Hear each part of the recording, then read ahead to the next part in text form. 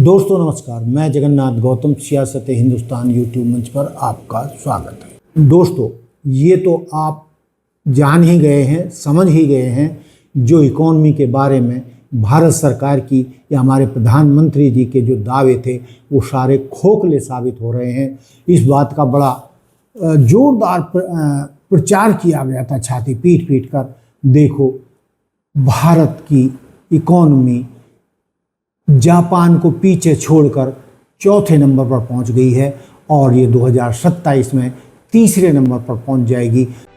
आप सभी जानते हैं कि बीते 10 वर्षों में भारत 10वें नंबर की आर्थिक ताकत से ऊपर उठकर दुनिया में 5वें नंबर की आर्थिक शक्ति के रूप में उभरा है। और अब मोदी ने देश को गारंटी दी है कि अपनी तीसरी पारी में भारत दुनिया की टॉप 3 इकोनॉमी में जरूर शामिल होगा।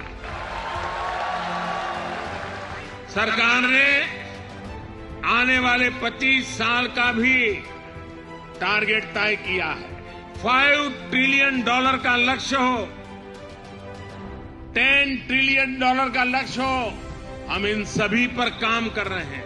तो दोस्तों, तीसरे नंबर पर तो पहुंचना दूर रहा, 2027 में 7 ही महीने रह गए हैं, लेकिन भारत की इकॉनमी का उल्टा गेयर शुरू हो गया है और भारत की इकॉनमी चौथे से छठे नंबर पर आ गई है। दोस्तों, ये तो आप देख ही रहे हैं कि भारत में महंगाई का तूफान आया हुआ है। किस तरीके से सारे वादे झूठे हो रहे हैं। जब चुनाव चल रहे थे तो कहा जा रहा था ना गैस की कमी है, ना पेट्रोल की कमी है, ना डीजल की कमी है, लेकिन जिस तरीके से पेट्रोल, डीजल, गैस और अब तो पीएनजी के रेट भी बढ़ाने की बात चल रही है और भारत की जनता त्राहिमाम कर रही है। और दोस्तों, आप ये तो जानते ही हैं कि रुपया लगभग 96 रुपये के डॉलर के मुकाबले 96 रुपये के करीब पहुंच गया है और आर्थिक विशेषज्ञ बता रहे हैं कि ये जल्द ही 100 को पार करके 105 रुपये पहुंच जाएगा डॉलर के मुकाबले में।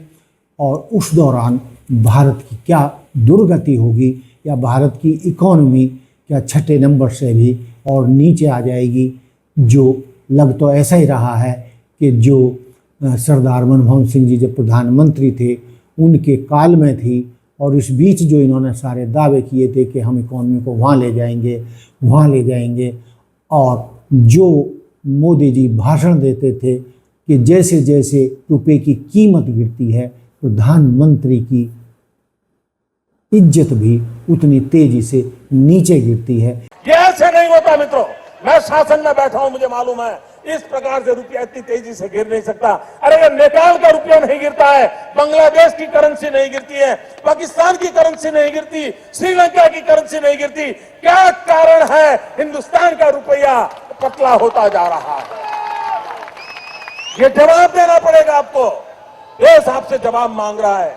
लेकिन आज इस मामले में मोदी जी या भाजपा के नेता या कोई मंत्री सामने आकर जवाब नहीं दे रहा है कि इतनी भयंकर तेजी से आज़ादी के बाद से 75-78 साल में रुपया कभी भी नहीं गिरा जितनी तेजी से आज गिर रहा है। और रुपया कितना कमज़ोर हो गया है मोदी जी के राज में।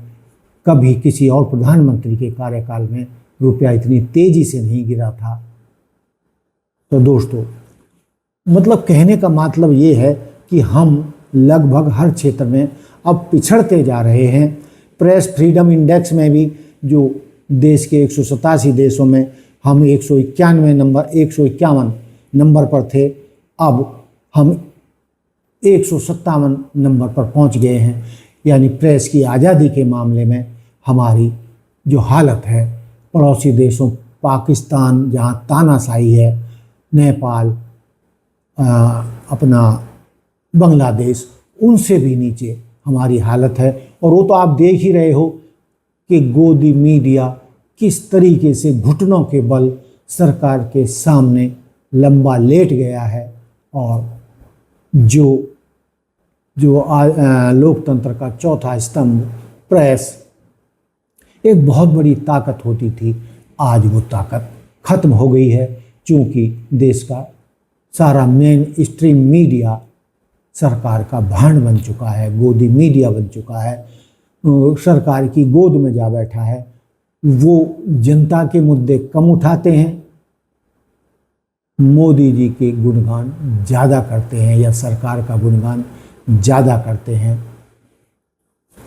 और एक बात और भी सामने आ रही है, मैं कह दूं, वैसे तो ज़्यादा कहने की बात नहीं है, कि मोदी जी दूसरों को तो मना कर रहे हैं कि वो विदेश यात्रा ना करें और खुद जो है 5 देशों की यात्रा पर और उनके विदेश यात्रा पर कितना खर्च होगा, कितना पेट्रोल खर्च होगा और उनकी यात्राओं पर एक एक यात्रा पर कितना खर्च होता है, ये आंकड़ों में या मीडिया में आप देख ही चुके हैं। 8,500 करोड़ के वो विमान में चलते हैं।